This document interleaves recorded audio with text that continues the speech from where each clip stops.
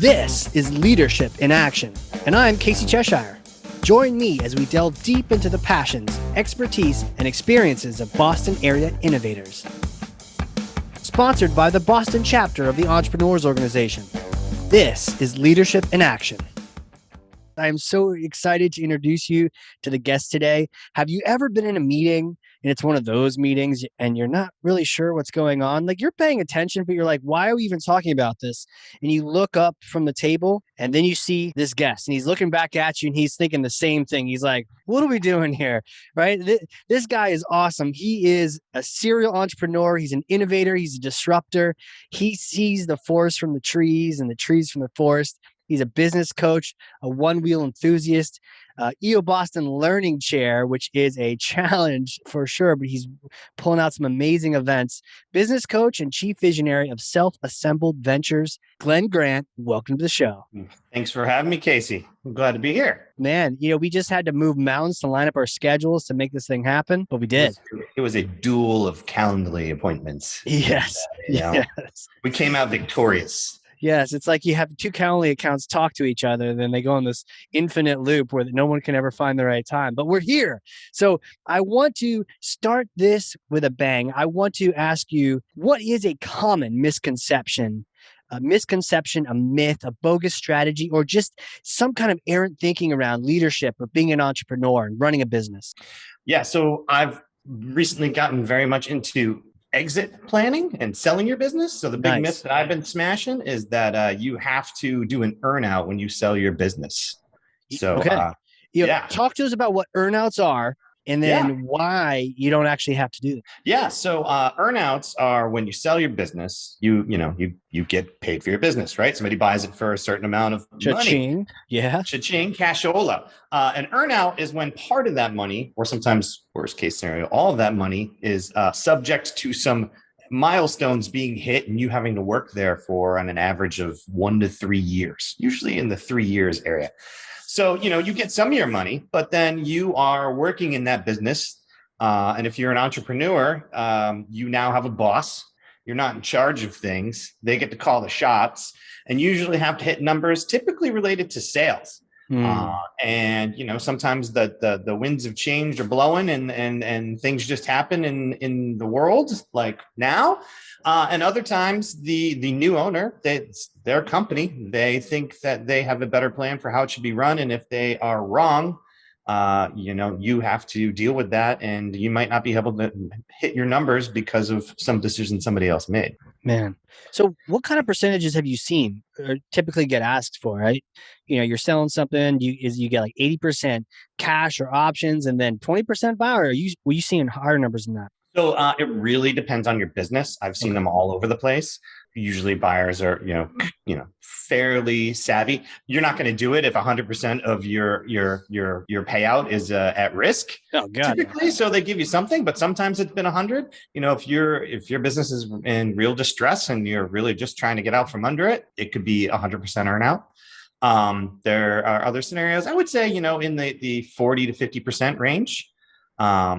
It all depends on the deal that you structure. Sometimes you can get a larger total amount if you put more on the table with an earnout.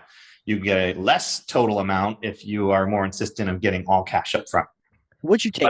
Do these things just majorly suck, or is there some valid points to them? Basically, I think they majorly suck for the most part. You said have a boss, and I just was like, oh, dear God.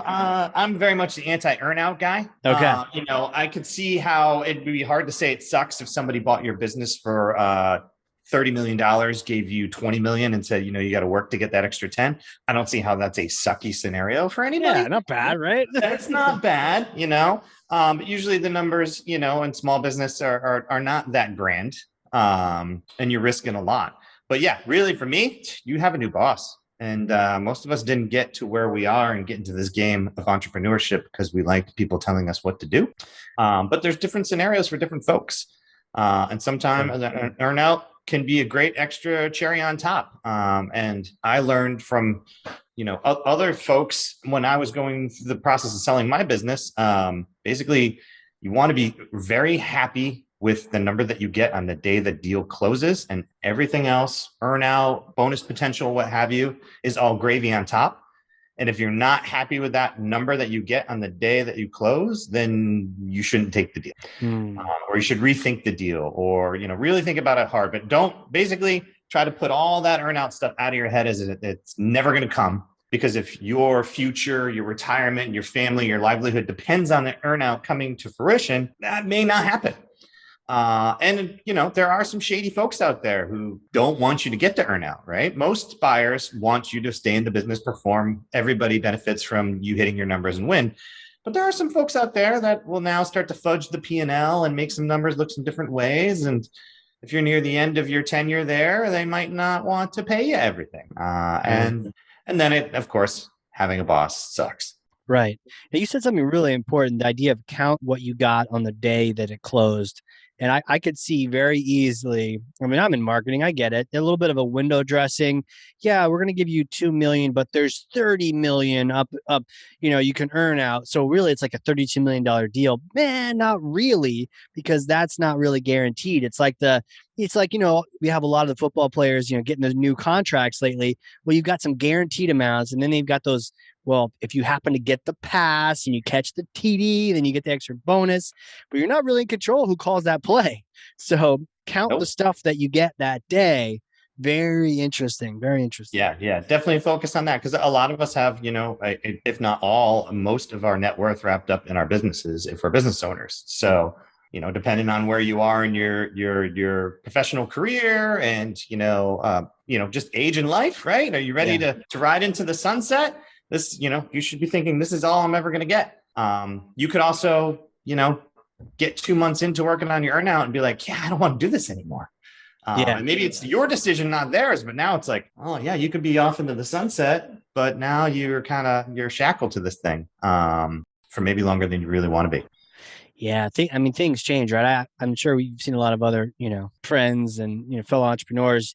You get that sale in, and your life changes, but it's kind of a bummer if a good chunk of it's now tied to something that you really don't have control over. And I think that the idea that you now have a boss means you maybe aren't making the final decisions. So again, you may not be the quarterback. You don't know if the ball is coming to you. And so I'm sure there's ways you want to structure it so that the earnout is tied as much as possible to actions you can take. But even then, like I could see how, oof. Well, and that's just the money stuff. I mean, having a boss after that too. Like, talk about that. You might not be able to choose. Did you have a boss like that, or what was it like for you? For me, I actually positioned my company in a way where I didn't have an earnout. The reverse happened. They were obligated to employ me for 3 years, and everything's in a negotiation. But I like to say that was really kind of an offset for a 4-year non-compete, right? So for me, it was like, hey, if I can't work in my industry, then you got to give me a job. That's sort of the deal. Otherwise, maybe we make that 4 years less. And, so we made some commitments to each other, and that worked out really well. And I was very fortunate. I had a great boss in my arrangement.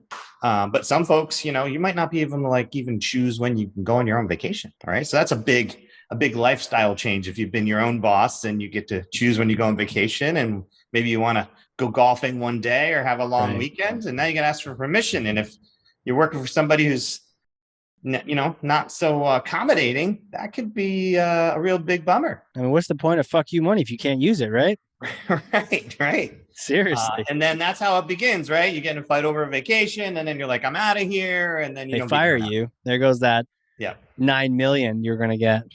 Yes. So yeah, earnouts, not only are they, complicated in the ways we spoke about, but then there's the whole lawyer stuff, right? If you got money on the table, then you're going to be arguing over this detail and that detail for 2 months. It's going to make your closing typically go a lot longer because, everything that involves lawyers takes longer. Gosh. And that's an important thing, right? If you're doing an earnout, you want to make sure you got a good lawyer who's an M&A lawyer, just a deal lawyer, not your friend who's a realtor that could do some paperwork. That's maybe if you're selling your business for 50 or 100 grand, that's cool because you don't want to pay a high price for a deal lawyer, but always get a good expensive lawyer. That's something I learned early on. Yeah. What I found is you want a lawyer that isn't all that excited about your thing. Like your thing doesn't seem new to him or her. Right. So It's like, oh, we're looking to do X, Y, and Z. He's like, oh yeah, yeah, do it all the time, right? That kind of person, not the lawyer who's like, ooh, wow, that seems complicated. That seems really hard. Like I don't Yeah, know. this That'll take seems some time. interesting. Yeah. Yeah. Oh, this is interesting. Yeah, I've never. This will be a good one. You're like, oh yeah, yeah. No, you want the guy who it's like House, right? You want the guy who's like, yeah. Seen that before. Cool. Let's get it done. Here's the paperwork. Let's go. Yeah. He's seen it all. He's been there. You don't want a lot of excitement when it comes to lawyers. Yeah. Not a good thing. Oh, this will make a great case study. Oh. So what was that like, that transition, the idea, selling your business, you had a little bit of that transition point where you're still employed by the company. What was that like, man? Talk to me about the feelings. Talk to me about what it was like. Did you have to reinvent yourself? All the craziness you hear about when you sell your Yeah, baby. no, I mean, I had a good experience myself. Not everybody does. I would say one of the most interesting part was, I was still rocking and rolling, right? I was all revved up and ready to go and go out there and crush it. And with the business, the situation where I sold my business, I sold to private equity, and the game plan really isn't necessarily for the founders to stick around. It can complicate things. We had three companies coming together, and then you get people that were my employees coming to me, chirping in my ear, and I'm like, hey, I'm not in charge of that anymore. Like, right. Like, sorry, like, so for me, it went well, but then, we kind of the partners went out to pasture, and we were there and helped where we needed to, and added where we should and where we could. But then after that, it can be pretty tough to get all wound back up again, right? You start to relax, right? You go from banging away at 150% all the time to having some downtime on cruise control, at 50%, because that's where they want you to be. And then, moving on to your next thing, you're like, I don't know, like my days of staying up till 1, 2 in the morning cranking out proposals are over. Like, I'm not doing that ever again. Right. So then I started, making deals with the devil and engineering my new business. I'm like, I have to start a business where it won't ever be the case, because, I'm too old for this shit, as Danny Glover would say. I'm just too old for this shit. Well, but it was fun while I was there, Oh yeah, no doubt. I mean, it's the chase, right? But did you take some like intentional vacation or breaks, or were you almost like right back into the next thing after that? No. So I got some good advice from folks along the way. One, our EO Boston's very own Dave Will, who had sold his company. Shout out to Dave. A few years before. I was walking with him down the streets of Charleston at EO Nerve, and he said to me, he's like, Glenn, one thing I'll tell you is I jumped back in too soon. And I really took that to heart. So I took my plan was have a year of sabbatical. Nice. After I was done working full time at the firm that bought mine. And it was a few months in, and then this weird little COVID thing happened. Oh, God. So that it kind of puts a damper on a sabbatical. Sabbatical, you generally think going to travel around the world or something, right? Right. Not a lot of traveling to be had during the pandemic here. It's a little tough. So I ended up starting my new business right now, which is business coaching. But there's really kind of a stepping stone. I really want to start a software company. Yeah. But before, that's going to be all in, right? Like those are going to be that grind, right? And I was that's like, going to be the grind for sure. I need a little space before I have, staff to worry about, and revenue that you need to, and paychecks going out, and money needing to come in, and like, products needing to work. And that gets a little bit more complicated. So in between here, I, started business coaching and consulting. It's a lot easier to deliver, right? And trading dollars for hours.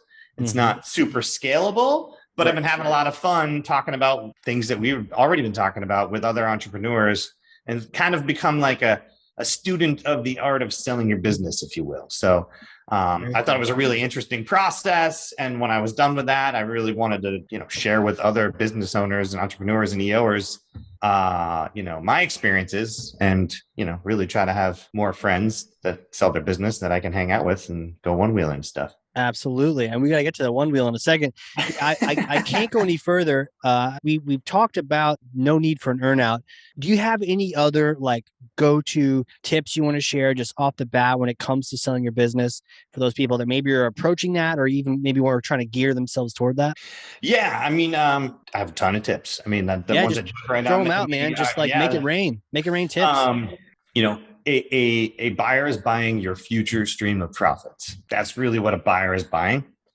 So everything you can do to make them feel comfortable that that future stream of profits is going to keep flowing and isn't going to require you to keep flowing is what you want to do, right? So if you can come up with a reoccurring revenue model, right, that it sells itself, renews every month or every year, profits keep flowing, right? You definitely want to build a leadership team. You want to get yourself into a position of uselessness as much as you can, so you can show the new buyer, yeah, I'm here and I'm smart. And I know some of the big customer accounts and stuff, but the team runs the show. You're buying the team. So building a team, you can also sell with your company. You're not just selling your company, you're selling that team. And building that team in a way where they're happy to go on to the next thing. And it is really kind of a career move for them as well. But yeah, so having that team, having reoccurring revenue, having high customer satisfaction, and also having some data to prove it. NPS is the gold standard in the market. But then you can show the buyer, hey, look, I've got happy customers, and they actually are really happy with the company. They're not married to Glenn or to Casey, and they're going to stay. And your stream of revenue is going to keep flowing. Right. But really, building that team is huge because while you still own the business, you don't have to do everything, right? You got to start taking those hats off and get to a spot where, you can go on a vacation for a few weeks and really actually truly not answer text or emails, right?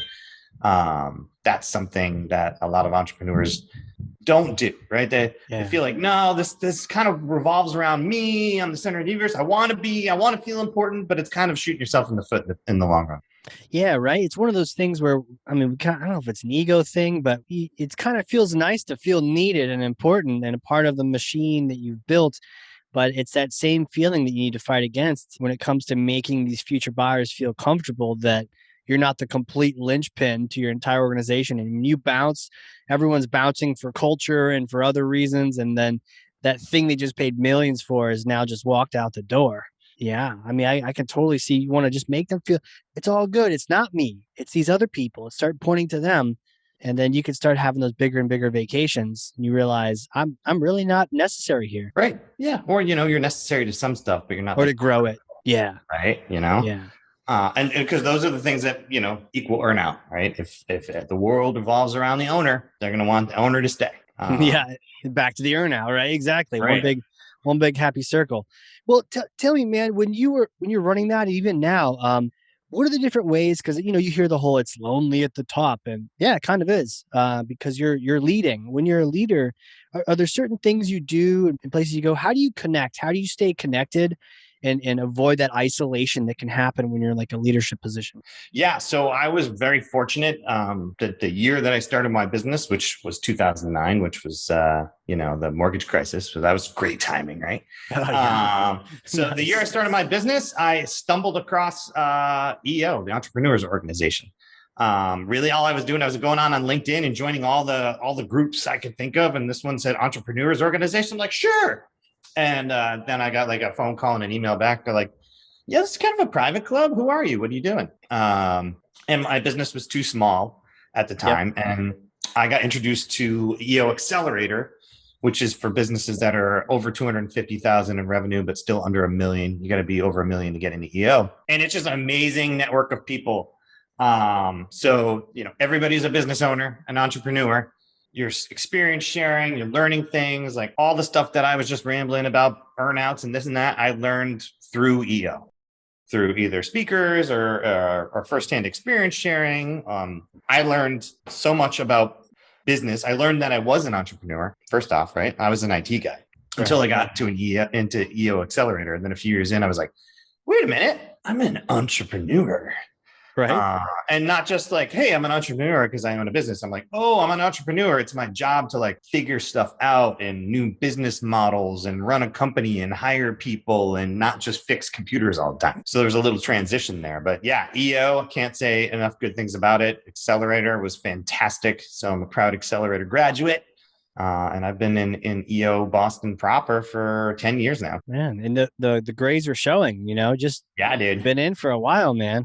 That accelerator is such a great program. I didn't know about it when I first. I found out about EO as well when I definitely didn't qualify for it, and it wasn't until like fast forward later on when I finally did, and I applied even before I completely qualified. Fake it till you make it, but got it in there somehow. Um, but yeah, accelerator is a great program for people. So that's 250 to 1 million. Yeah.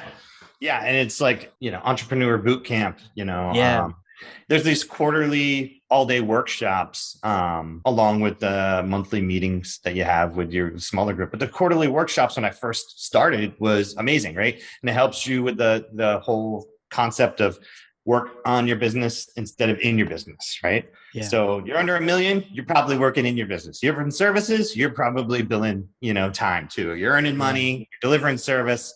And it was that one day a quarter where I came out, made some space to actually think about the business and then have folks actually tell me kind of what I'm supposed to be thinking about. Right. So like, Absolutely. finance day, like my first finance day, I remember being totally intimidated, overwhelmed, thought I was a chump.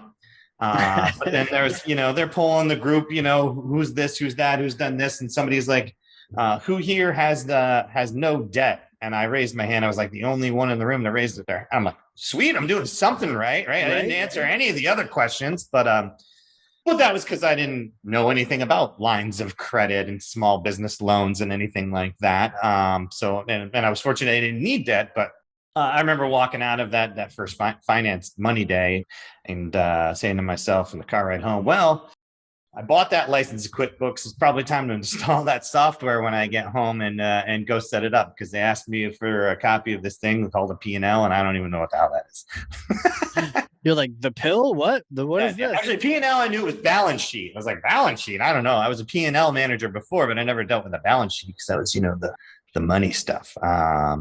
When I was an employee in my job before that. But yeah, I could go on and on and on about Accelerator. Fantastic program. And then get you into EO, which is also a fantastic organization. Booyah. I've even found even once you're in EO, the accelerator events are I still don't know everything for sure about almost anything.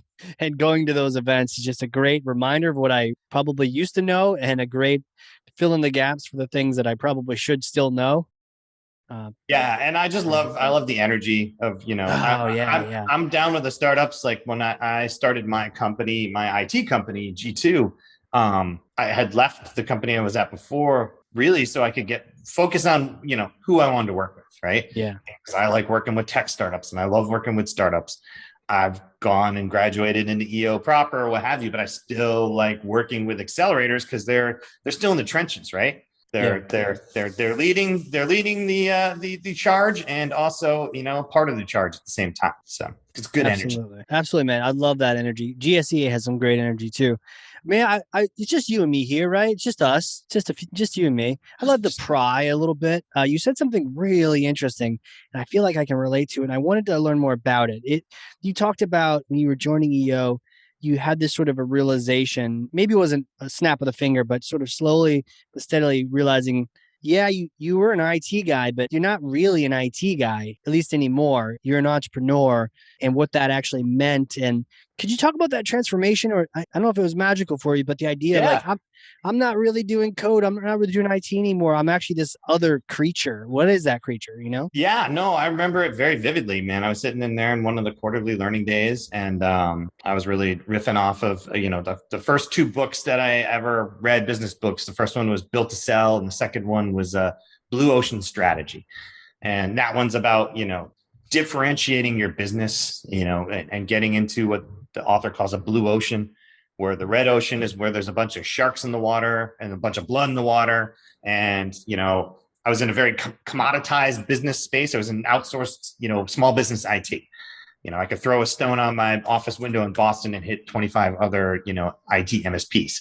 We're all fighting for the same customers and fighting for each other's customers. That's when I started to realize, oh, I should pivot to this thing called cloud services and became an Amazon partner.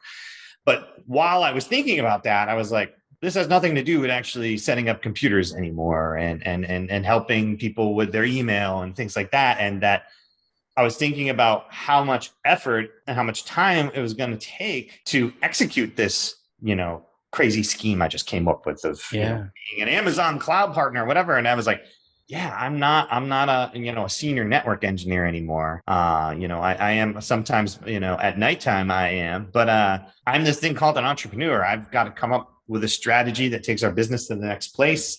I've got to think about why I want to do that. I want to think about pricing. I got to think about how I'm going to find the talent to do that. I got to think about, coming up with a snappy marketing branding name for something. All these things that I had learned in Accelerator along the way, I realized there's nobody in my business but me that I can actually hand that off to. Yeah. That's like, I've got to do it. And if I'm doing that, I can't be a senior network engineer, setting up a server in, somebody's server room on Saturday night anymore. I got to be that guy making a proposal template, staying up till 1 a.m. while that other guy is still in there. I got to still be in the trenches, but I'm doing something I never thought I would do before. I started my company because I was really good with computers and I didn't like people telling me what to do. Right. That was the extent of my entrepreneur understanding. It's like, well, if I own the company, I'll be the boss. Fuck yeah. Right. Then I realized, hey, if I want to get past this, sort of, and I don't mean this in a bad way, mom and pop shop, lifestyle business, whatever you want to call it, to the next level, which is something I did want to do. I've got to really embrace this thing called entrepreneurship and be a visionary and make things go to the next level. And, definitely not to knock the level before, interesting fact, before I really made that jump, I think I made the most money in 1 year before I did that, right? We made great amounts of net profit, but I was also billing myself and paying myself. And you didn't get to this next level of overhead where you hit the ceiling and you go through. From there on, I paid myself, a good salary, but I didn't really get that big payout until I sold my business. I was a bit of a gambler that way. Some folks like to do more payouts as they go. Right. And also the businesses aren't necessarily worth as much in an exit sale. Especially if you're in professional services and there isn't really a way to productize your service and it's just, difficult. I was in the tech space, right? So tech space was hot by design. I was in the hot space and it worked out. But I was putting all the money back into the business to grow it and grow it and grow it. If I didn't, it would go in my bank account, but then the business wouldn't grow and then I wouldn't be able to sell it for as much down the road. So, a bit of a tangent there, but no, that's good, man. That's the way that went. Yeah, it was. I remember the day. You remember? So you actually remember the day where you had that realization of just I was sitting. I can't be the network engineer anymore. Yeah, I was sitting in a learning day. We were having it at the House of Blues Foundation Room in Boston. I believe my good friend Todd Smart was the accelerator implementer from Chicago. And I was like, oh shit, this sounds exciting. But now I got to go home and tell my wife and business partner that I got to do all this other stuff. Right. But I think you deciding that and being okay with it and then having to go learn brand new skills where you're a noob, you're not the pro network engineer that can kind of smell something wrong with the server. It's like, you have no idea. You got to kind of learn from scratch, but that humility to go after that and to transition to that entrepreneur role, I think that's what gets you out of that, right? That's how you get out of that mom and pop, if you want to call it that, or just where you're so tied to the business, you can't take a vacation. Right. And, and depending on the business and depending on the person, that might be the way they want to go. But it's a risk. Entrepreneurship is a risk and reward system, right? So that's it. Bunch of risky people having a good time. Join it now, eoboston.org. Hey, what's up? Got a fun question for you. If there was one question you'd love to know the answer from hundreds of other CEOs, what would it be? Ooh, I don't really know, man. That is a tough one. That is a tough one because I've tried to do my research and find answers to all these questions. Because you know you're the coach now. You know these things. Yeah. I mean, I don't know. I know you were gonna ask me this, and I just it just came up. I'm kind of coming up empty. I mean, Putting you on the spot. you're putting me on the spot. Yeah. I It's mean, okay. yeah. I don't know. I don't know. Yeah, I mean, I I hear could you. make something up, dude, but I wouldn't be. It wouldn't be honest. Wouldn't be. Yeah. Well, here's my next question actually, which is probably easier because you seem like you got tons of energy and you got some things going on that are worth talking about. What excites you about the future right now? What's coming around the bend? What are you seeing where there's something it's either here now or it's about to be here in the future, whether it's in business or life or whatnot that you're excited about? Yeah, I mean, I'm just kind of excited about the climate, the entrepreneurial climate. I think that the next generation of the workforce is more entrepreneurial. Definitely the millennial generation is turning out to be that way. Generation behind them as well. And I think it's increased, generation over generation, right? Like I don't know anybody who's got a pension plan anymore. It doesn't work for the federal government, right? And like Right. my parents' generation, everybody worked at, Everybody Pratt had one. Whitney or whatever, or Yeah. GE, and then it's kind of a fend for yourself sort of environment these days, and I think people are realizing that and are jumping on it.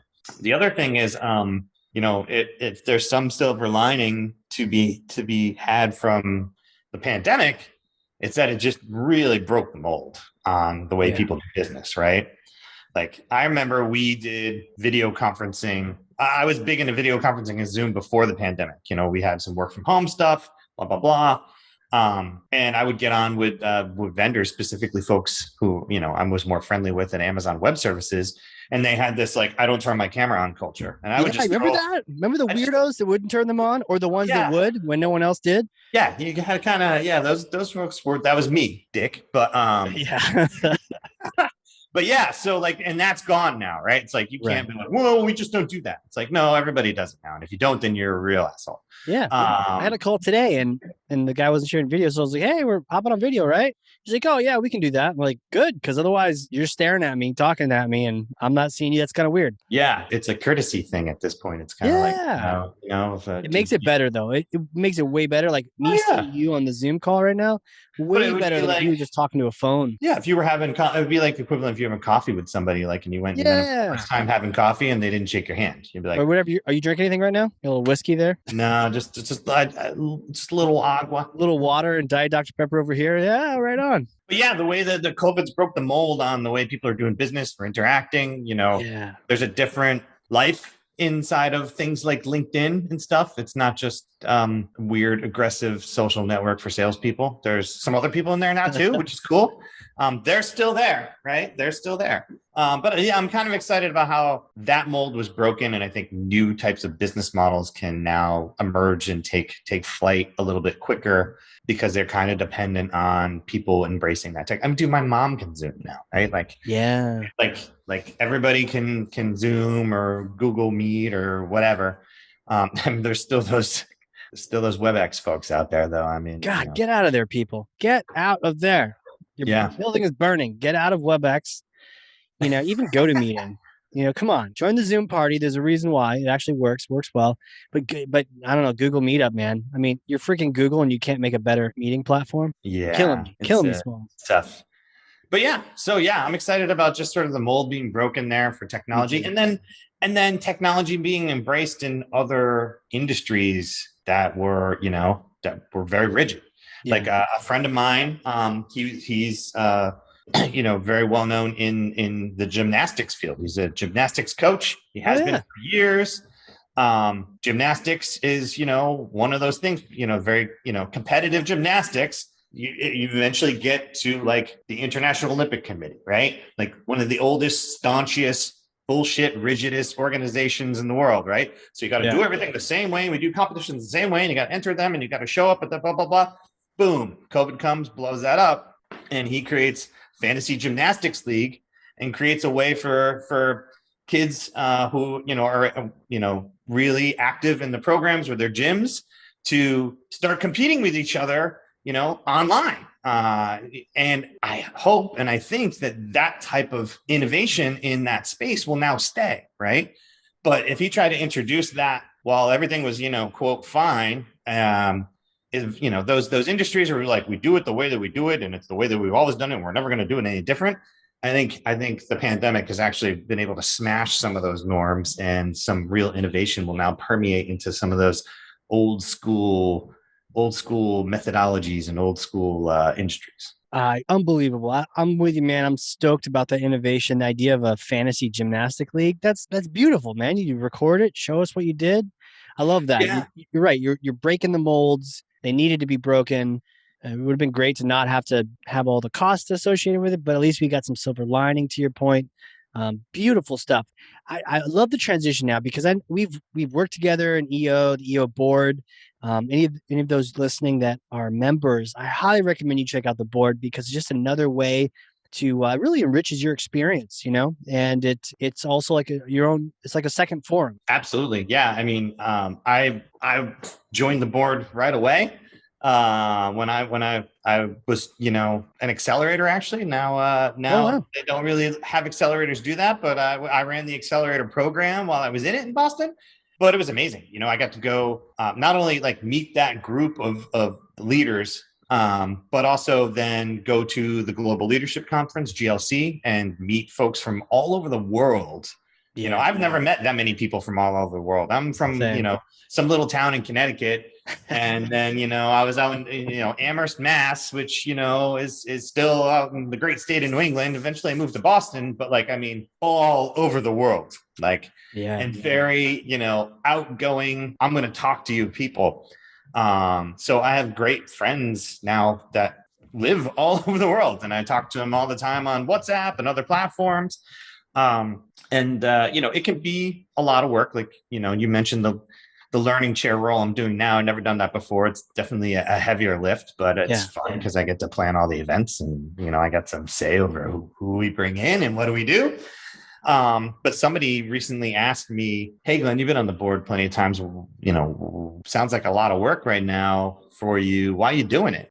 And what I told him was because one of the biggest, most important things of that for me is learning how to play nice in the sandbox with other entrepreneurs, right? When you're the boss of your world, the king of your kingdom or queen of your kingdom, you can pretty much do whatever the hell you want and behave however you want and whatever. But everybody's equal, and everybody's a business owner, and everybody's a leader. So really, that whole leader of leaders things, and for me, I know personally in my personality, it's good and healthy for me to be in that sandbox and play nice and learn from that experience, and not just do my own thing. And it's resulted in a tremendous amount of personal growth for me too over the last 10, 15 years for sure. absolutely. So it's not just learning about business and growing your business and selling stuff and selling your businesses. There's a lot of strong personalities in EO, and yeah, put them all together, and you're kind of like feel like you're playing in the pros with the other pros, right? Yeah, It's like, oh yeah, wow, yeah, the competition is good, man. We're doing it. absolutely. I'm dueling with the pro here. So Yeah, I've picked up a lot of learning about myself, and you even mentioned this, that positional leadership where you have to listen to me versus the influential kind of leadership where no one has to listen to anyone because we're all CEOs. But how can we work together? It's almost like different countries. It's like the little United Nations of companies where we're all just trying to collaborate and work together. We could all tell each other to screw, but in some reason or another, we don't. We all collaborate, and it's actually really good stuff. I want to transition real quick. I love to know more about you because we've hung out, we've been at all these events together, but I'm really dying to know, who are you, man? Who are you? Can you take me back in time, like little Glenn days? Did you know you're going to be an entrepreneur one day and talking on podcasts about exits and all that kind of good stuff? not really, but it makes sense when I look back. Really? I was definitely always the ringleader of a lot of things. So yeah, back in the day, I, was and still am, I was a young metalhead, man, so Yeah. rock and roll, going to concerts. I would be the guy who organized buying concert tickets. And, for the kids out there today, that meant like, finding out from a newspaper that it was going to happen, right? For Right. starters. Right. And then having somebody run defense in front of the principal's office, because that's where the payphone was. Okay, it's a payphone where you had to put money in, right? And you're not supposed to use it during school hours, but tickets go on sale at 10, right? So, and then having somebody else get a credit card, which is hard, right? You guys now don't even know, you don't carry real money at all. Back then, it was like 1 of 10 of us was able to get a parent's credit card, right? No parents giving their kid a credit card. Hell no. Yeah. So I would kind of be the ringleader and orchestrator of all that. And it kind of is, a lot like running a business in that sort of sense. We had, like, hey, I can't tell my friends what to do. We got to persuasively, like, all right, we're going to do this. You're going to do that. I'm going to go over here. I'm going to do this job. I'm going to do that job. It's going to be awesome. We're going to go rock and roll. And then, so when I went to UMass Amherst, I eventually started doing a lot of stuff in concert production. I wanted to be like a concert promoter. Oh, wow. And then did you have long hair? I mean, you got the short hair going on right now. Was it like, oh yeah, long? Dude, I had the full on grunge rock Seattle stuff going down the shoulders. Yeah. Oh yeah. Was it, did you color it any, or was it like normal? Oh yeah. color? It was red and red. Yeah. Red. Yeah. I feel like we need more to get of a maroon. Photo. Yeah, we need to get that photo for your cover for this episode. Yeah, more of a darker maroon thing, not like a bright red, but oh yeah, that stuff. Wow.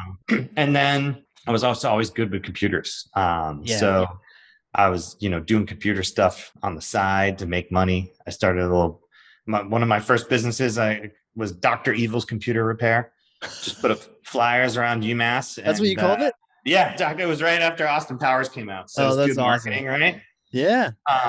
And yeah, I would, get paid $50 to hook computers up to the campus network.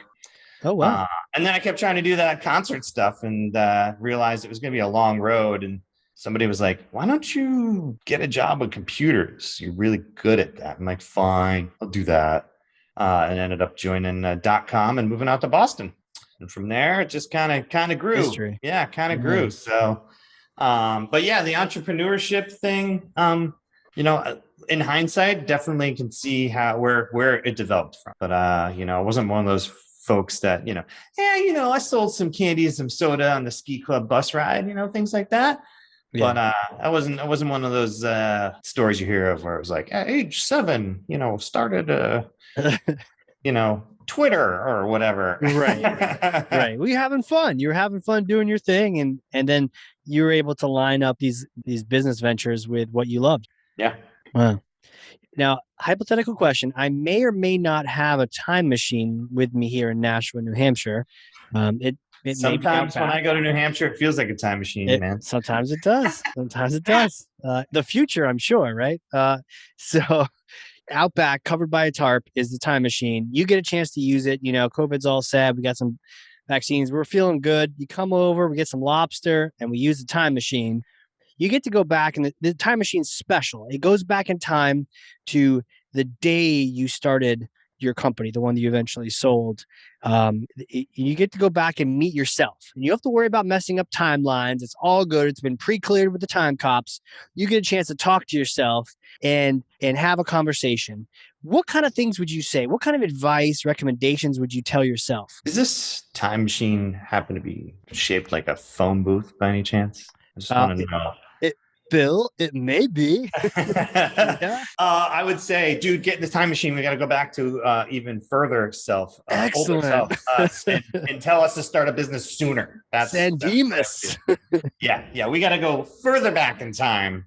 Get on this horse earlier. That's so the advice was do this sooner. Yeah, figure it out. I mean, think of a plan to do it. It's going to be awesome. Like I try to talk everybody I can who I think has the spark into entrepreneurship and starting their own business. It's just I think there are different ways, I guess, in American society to get ahead. I think it's one of the very few, if not the only one, that you can really take into your own hands and make happen, right? You could be born into wealth and you could do other things, but it's like people are like, oh man, it's like you won the lottery. Like, no, it's more like I worked really hard to make a lotto ticket that was going to win, right? I wasn't just playing the lotto, man. That the statistics are stacked against you. entrepreneurship can really help you get ahead and give you a whole lot of freedom in your life that, you may not have otherwise, which I'm really enjoying, right? I don't want to have a boss. You know, I've got some bosses in my life. They live in my house. Right. But I mean, it's a great way to really change your life and empower yourself to really make your own destiny and do what you want to do. Yeah. I would love to have started earlier in hindsight. And I've met other entrepreneurs that were so excited for me when I started that were like, man, I wish I started when I was your age. And this is when I was like, 30 or 30, 31, 32. And, I'm talking to somebody who's like 45 or 50 who just started their first business. I heard a statistic recently. I can't remember the exact age, but it's like the average age of an entrepreneur starting their first business was in their 50s or maybe even 60s. It was like really shocking to me that most folks, it's much later in life, which makes sense, right? You go through a good career, save a bunch of money, get to a more comfortable position, right? Starting a business is a huge risk. Yeah. Kids are out of the house. You don't really have that much costs. Hopefully. Yeah. For me, I was very lucky to be able to really kind of get a lot of those phases out of the way while my kids were still really young. Yeah. I missed a whole lot of family dinners and I missed a whole lot of apple pickings on, Columbus Day, right? All those Monday holidays. I was pretty much, dude, an extra day to catch up and work. You too, right? Yeah, that seems to be a thing. I find it like, it's great. Nobody's emailing me today. Yeah, I got so much done, right? But I had to put a limit on that for myself. I'm like, I'm not doing it forever, and I'm glad I'm not doing it now. Now it's like, nope, not even gonna happen. Love being a dad. I got 2 young boys. They're 8 and 11 and a half. So we go out there and rock and roll together. So hell yeah. So yeah, I would go back and tell myself, figure out how to start earlier or position yourself to start and grow more rapidly and faster. But yeah, don't waste any time. Get after it. Love that, man. Well, tell me about this thing. I can't let you get out of here without telling me about the one wheel. Is this like a unicycle? I hear you. No, it's not like a unicycle, dude. What is a one wheel? A one wheel. It's more like, I Googled it. It's more like an electric skateboard or an electric snowboard. You stand on it like a snowboard. You don't stand on it like a unicycle. And it's pretty awesome. So when I was a kid, I was, a metalhead, but I was also a skate punk. But I was never really that good at skateboarding, but I did it.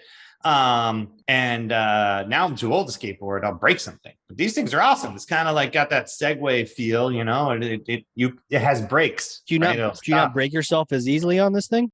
I mean, depends on what you're doing. If you're riding around on pavement at 20 miles an hour with no helmet, yeah, sure, you can break yourself on that thing. But it doesn't slip out from under you like a skateboard does. If I got a skateboard now, it's like, whoop, Yeah, that's a good point. But they're fun, man. They're awesome. It was actually the first thing I bought when I sold my business. I had been wanting to buy them for like a year and a half. And I had the cart full and I literally got off the phone with the lawyers and the deal closed. And I was like, buy now. Yes. So that Congratulations. was right on. What kind do you have? What's that? What kind do you have? I have a one wheel XR. Actually, I've got a couple. I got the Pine. Is that your favorite, the XR? Yeah, it's bigger, meaner. Blue? Had that cool blue? Oh no, man! You gotta style it up. You gotta go to the aftermarket pages and buy the different colored grip tape, and like mine's like a blue reflective camouflage. And actually, my 2 one-wheel XRs are named Beavis and Butthead, and they have a big Beavis sticker on one and a big Butthead sticker on the other one. And it all goes back in time, right? Bill and Ted, Beavis and Butthead, Wayne and Garth. That's it, man. This is a Throwback Thursday episode on Tuesday. Like that's my jam right there. Like, dude, if those things didn't exist, there was no Bill and Ted. None of those wonderful things would really. Neither of us would be here right now without it. Right. Exactly. Yeah. Exactly. It looks like this thing has a range from 12 to 18. Do you ride it to work? I guess work's at home now. I work at home, man. Yeah. No, I ride around in the woods. I'm more of a trail guy. You can go on the trails with this thing? Oh yeah, man. I'm more off-road. And my kid, well, not fun of me, but like my kid's like, Dad, why are you always wearing elbow pads, knee pads, and helmet? Because I'm always like, you need to put this on, blah, blah, blah. And I'm like, because son, when you're over 40 and you fall down and you get hurt, it stays that way. So It's permanent. Yeah, it's permanent. It's permanent. So I make him wear a helmet and at least wrist guards, but he's always trying to sneak out without elbow and knee pads. Dad, I don't need this. Hey, I had a lot of bloody knees when I was your age, so enjoy, kid. But Right? don't When you're on break your own insurance, go for it. I don't want to break your head or your wrist. We've learned concussions are bad. Man, I'm watching this guy go up and down a hill in the woods, up like roots and everything, and just Yeah, dude, shredding gnar, bro. hell, one guy's on the beach. Man, this looks pretty sick. Keeps you young, right? Like, what's going on? Yeah, it's for aging hipsters. Yeah, me Yep. and my buddy Derek, DJ Derek Hickson, aka Mint Pillow. We grab a couple of these boards and go off in the woods and listen to some Wu Tang and shred the gnar and have a good time. And our wives shake their heads at us just when we come back in. We're like, yeah, we're so cool. Yeah. Shout out to the DJ. Right on, man. Yeah. Good stuff. Well, dude, where can people get in touch with you if they want to reach out? Is LinkedIn good? What are some URLs for the coaching? And yeah, kind of throw out some details at us. Definitely hit me up on LinkedIn. I'm on there all the time. And then, yeah, my website is selfassembled.com. All right. Well, what kind of coaching? Is this like CEO coaching, like business coaching, or CEO business coaching? Yeah, it's all business owners that I work with, folks that are trying to increase the value of their company, get some more freedom from their company. If they're sort of the center of the universe, helping them break out from that, put the basic pieces in place to start to do that, build a leadership team, get a scorecard in place, figure out, a sales process, starting with the basics, right? I'm not a Sandler sales trainer, right? I'm going to help you do it. And I like to use crayon and fifth grade math, right? Yeah. I'm going to give you this huge thing that's going to be a big pain in your ass. I'm actually going to teach you how to hotwire it so the CEO, business owner, who's the center of the universe, can try to get out of it over time. But realistically, it's like, well, you're going to have to hire this salesperson. They're not going to crush it all without you. So how do we make this work? And so it's very much geared towards entrepreneurs that are growing their companies or have grown their companies and want to make sure that all those pieces are in place to avoid an earnout.